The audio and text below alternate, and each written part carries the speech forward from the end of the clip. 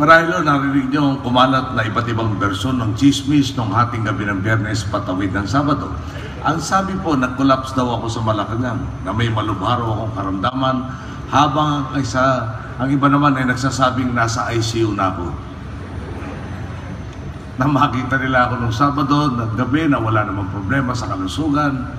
May panibagong chismis na namang lumalabas. Kami raw ang nagpakalat ng katang-isip na ito para lang makakuha ng simpatya sa publiko.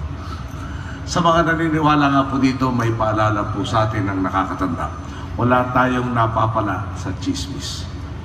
Talaga naman pong para sa mga porsigido nating kritiko, tila sala sa init, sala sa lamig ang aming sitwasyon.